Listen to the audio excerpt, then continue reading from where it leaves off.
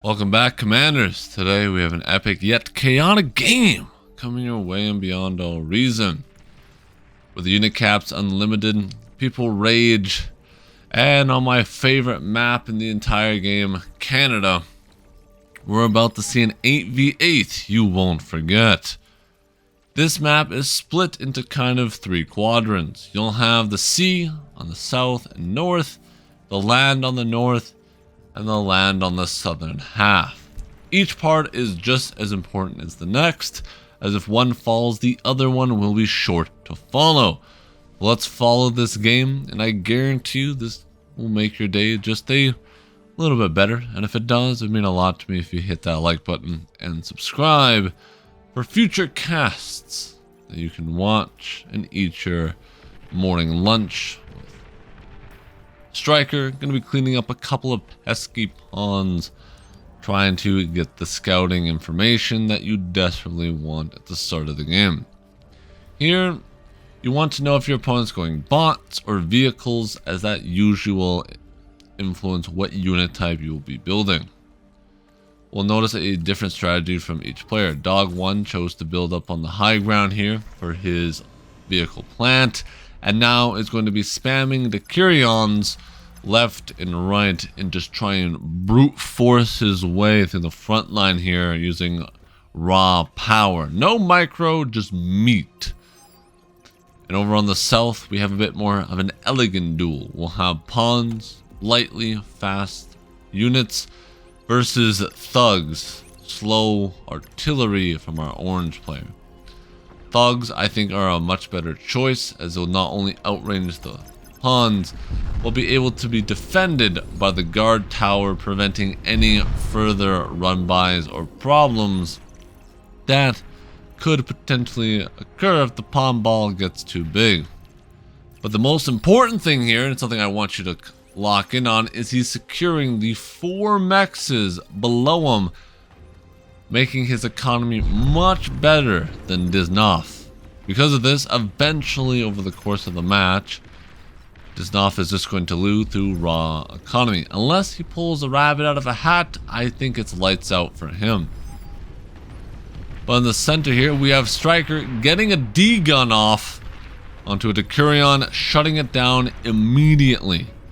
And these are not cheap units with 300 metal a pop, making them, I believe, the most expensive tier 1 unit in the entire game. So losing this is painful, as another one goes down right away, along with a napalm barrage, an artillery unit that the Legion has.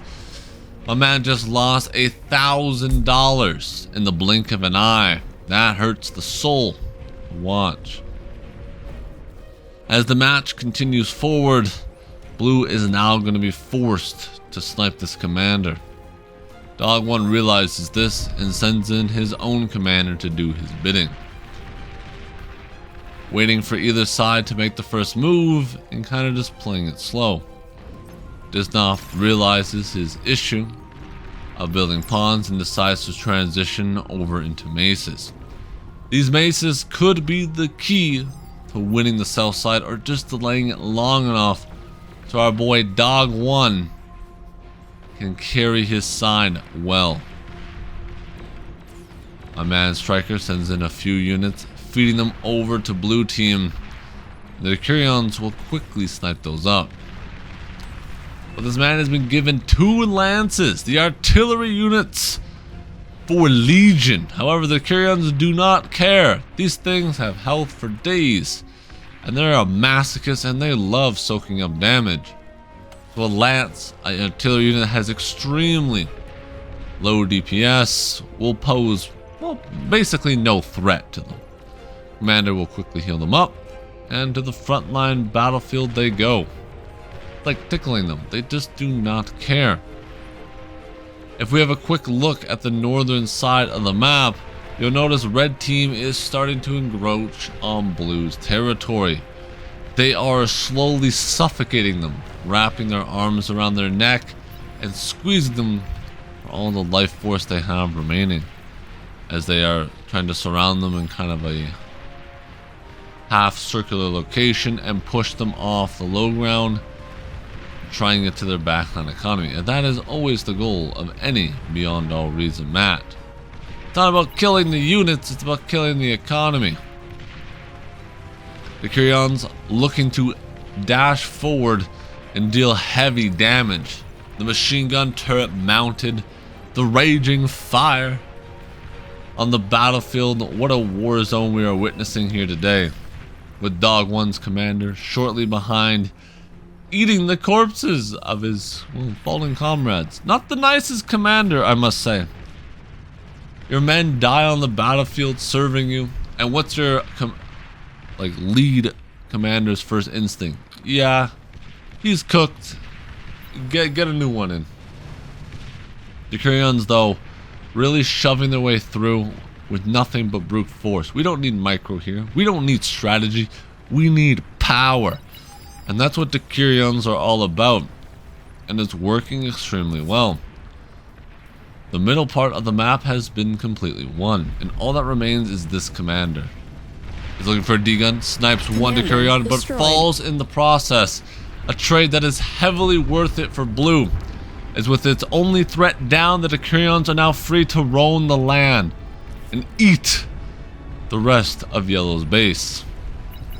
Now you're gonna notice the rest of red team does not like this. They hate that one of their teammates has fallen, and a chain is only as strong as its weakest link. The thugs and other Kyrians see this and try and push in to surround Dog 1, noticing that they need this opportunity and they need it now. They need to stop him. D-gun goes wide. Destroyed. Commander sniped. Blue team losing the advantage they had just gained. But the Kyrians are still flooding in one by one, trying to stall out Orange's push, Orange's army. As this is now not turning in for an economic battle, but a reclaim battle, as there is so much money on this side of the map. 2.7 thousand metal. That's 10 Kyrians. That's basically this entire army right here in graves. Because of this, we need the res bots on the front line, and we need them now. This reclaim could be crucial in winning the entire game, and both teams are sleeping on it. I don't know why. They need these corpses. They gotta get the res bots. They need something in order to reclaim. This is a pivotal moment in this map's history. Battle resumed. But no one is moving. Destroyed. They're too busy focusing on the commander trade in the south, eliminating Orange's threat. With no commander, the Kyrians are free to eat all they want, as that is the major predator to a Kyrian is a commander's D-gun. And with both commanders down, it means, well, Orange's base is going to be quickly followed. But still, no one wants to reclaim. I think this is a catastrophic mistake from both sides. If we quickly zoom out though, and let's have a look at the rest of the map as we are hitting that 10-minute mark, you'll notice that the Kyrian's going to be eating everything in the back line. Blue team has completely stabilized on the front line. However, tier 2 is now on the board for our red commander, and this could look to be big trouble for blue team. And Big Fluffy, a rogue commander, is capturing a Max. It gets quickly destroyed from blue team. You know, it's something you never really see when you're either playing or even watching a game. The capture command on the commander has to be the rarest thing you will ever see in Beyond All Reason. It's just usually not a practical ability. It's almost always better just to completely destroy everything and then reclaim it or revive it, depending if you want to be a necromancer or not. But now this match has turned into a complete 6v6 on the center island. You have the Kyrian spam still coming out from light blue, but they will get outscaled.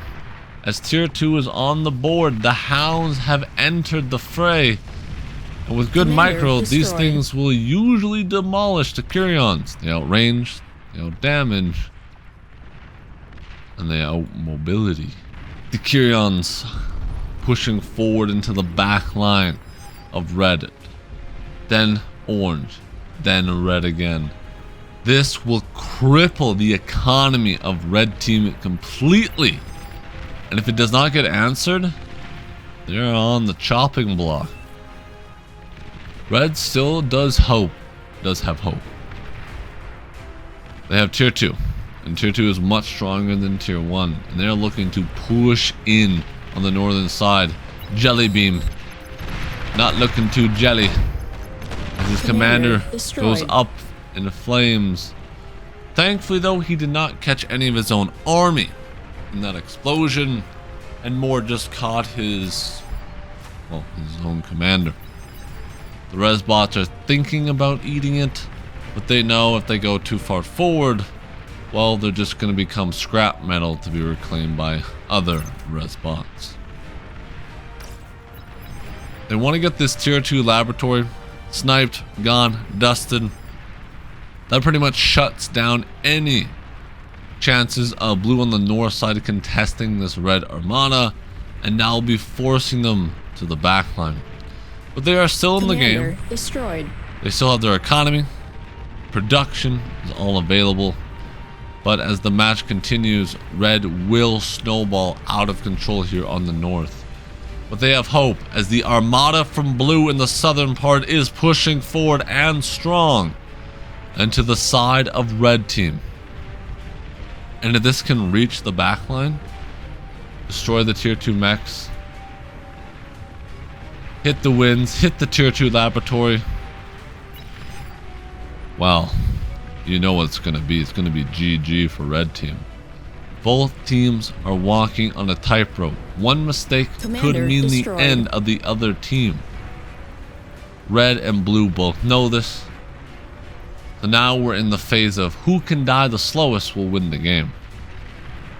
And you never thought dying would be as skilled in a video game, but it is in this one. As mission stall.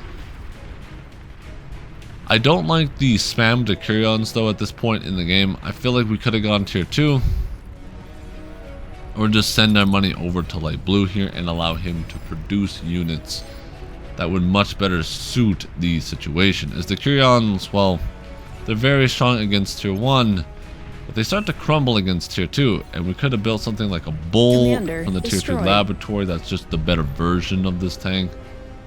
So I'm kind of sad to see, but I digress.